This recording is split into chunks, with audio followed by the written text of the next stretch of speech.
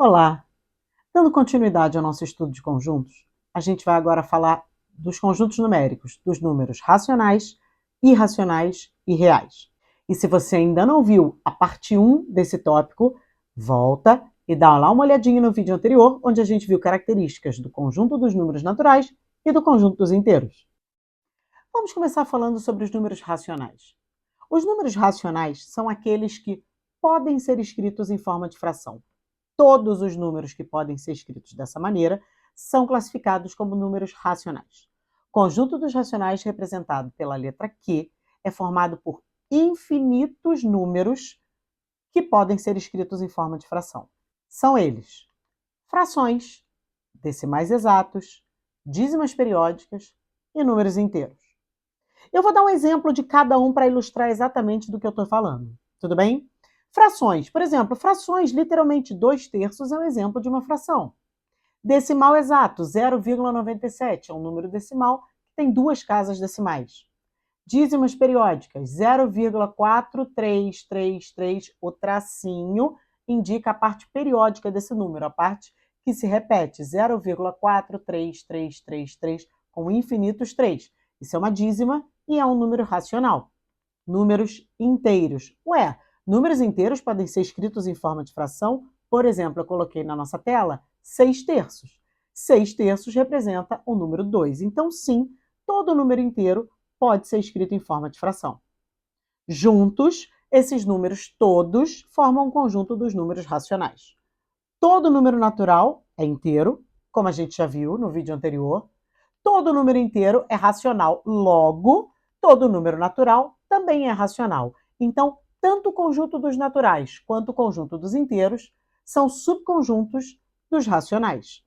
Dá uma olhadinha no diagrama para ilustrar bem essa situação. Conjunto dos números naturais é um subconjunto dos inteiros, que é um subconjunto dos racionais. Então, todo número natural é um número inteiro e todo número inteiro é um número racional. A gente poderia ainda formar infinitos subconjuntos dos racionais. Mas uma coisa que a gente não pode fazer é listar todos os números racionais, porque entre dois números racionais existem infinitos racionais. Então, se você pegar, por exemplo, entre o 0,8 e o 0,9, tem infinitos números. Sempre dá para botar mais uma casa decimal no número, então sempre cabe mais um. Então, quando a gente fala de números racionais, a gente não consegue escrever todos eles em ordem. Tudo bem? Vamos ver outras propriedades do conjunto Q. Como a gente já falou, o conjunto dos racionais é um conjunto que tem infinitos elementos. Entre dois números racionais existem infinitos outros números racionais. E todas as operações básicas que você fizer entre dois números racionais, o resultado é racional. Então, você pode somar, diminuir, multiplicar ou dividir números racionais, que o resultado continua sendo racional. Dá uma olhadinha na reta numérica. Quando a gente fala de números racionais na reta numérica, observe que a gente usa os números inteiros, que são racionais, como referenciais, e entre os números inteiros existem infinitos outros números racionais. Eu dei alguns exemplos, então o menos 7/3, 0,6666 dízima, 5,125. Então, eu dei o exemplo dos números inteiros, que são racionais, de uma fração, de um decimal exato, de uma dízima periódica. Todos eles estão na reta numérica dos números racionais. Mas e os números que não podem ser escritos em forma de fração? Esses formam o conjunto dos números irracionais. Então, a gente tem todos os números que podem ser escritos em forma de fração, formando o conjunto dos racionais, e os que não podem ser escritos em forma de fração, formando o conjunto dos números irracionais. Não há elementos em comum. Não existe interseção entre esses dois conjuntos. Então, o nosso diagrama, por exemplo, que representa o conjunto dos racionais, tendo os inteiros e os naturais como subconjuntos, nada tem em comum com o diagrama que represente o conjunto dos irracionais. A interseção entre os dois conjuntos é o conjunto vazio, ou seja, não existe nenhum número que seja racional e irracional ao mesmo tempo. Então, a gente usa o Q para representar o conjunto dos racionais, o I para representar o conjunto dos irracionais. sempre estilizado, não é uma letra maiúscula qualquer. E a interseção entre eles, que é esse símbolo que parece um U para baixo, é o conjunto vazio. Números irracionais são números que têm infinitas casas decimais, porém não periódicas. Não é uma dízima periódica, não é um decimal exato e, portanto, não pode ser escrito em forma de fração.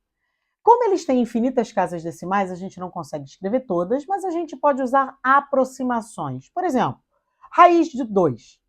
Não tem nenhum número que vezes ele mesmo dê 2. Exatamente 2. Mas a gente aproxima. Esse é um número irracional, que tem infinitas casas decimais, e as primeiras casas a gente pode usar para uma aproximação. Então, a gente pode usar raiz de 2 como aproximadamente 1,4, raiz de 3 como aproximadamente 1,7, π, que é um número irracional, tem infinitas casas decimais, e a gente pode usar 3,14 como uma aproximação. 3,1 seria uma outra aproximação. Não são as únicas casas decimais, eles têm infinitas casas decimais, mas a gente pode usar aproximações para efetuar alguns cálculos. Vamos ver algumas propriedades desse conjunto I, algumas propriedades dos números irracionais. É um conjunto infinito. Entre dois números irracionais existem infinitos números irracionais. Porém, quando a gente opera com eles, nem sempre o resultado é irracional. Então, existem casos onde a gente soma, diminui, multiplica ou divide números irracionais e o resultado não é irracional. Vamos ver alguns exemplos disso. Por exemplo, raiz de 8, se eu adicionar a menos raiz de 8, o resultado é zero. E zero não pertence aos irracionais. Zero é um número racional. Se eu fizer raiz de 6 menos raiz de 6, eu estou diminuindo dois números irracionais, mas o resultado é zero, que é um número racional. Se eu multiplicar dois irracionais, raiz de 7 vezes raiz de 7, por exemplo, da raiz quadrada de 49, que é 7, que é um número racional. Sempre isso vai acontecer? Não. Mas às vezes acontece. Por isso que a gente diz nem sempre. Por exemplo, raiz de 3 dividido por raiz de 3. São números irracionais, mas na hora que eu divido, isso dá 1, que é um número racional. Poderíamos ter resultados irracionais? Sim, mas podemos também ter resultados racionais. O que acontece se eu juntar números racionais e irracionais no mesmo pacote? Se eu juntar todo mundo no mesmo conjunto, a gente obtém um conjunto dos números reais. O conjunto dos números reais engloba todos os números racionais e todos os números irracionais. Não existe interseção entre o conjunto dos racionais e o dos irracionais.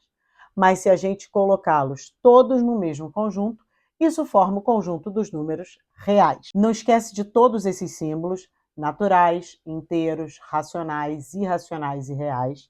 Eles aparecem com frequência, a gente utiliza muito esses símbolos e a relação que existe entre os conjuntos é essa.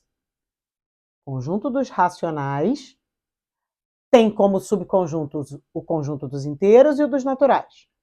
Nada tem em comum com o conjunto dos irracionais, mas se a gente pega todo mundo e junta num pacote só, isso dá o conjunto dos números reais.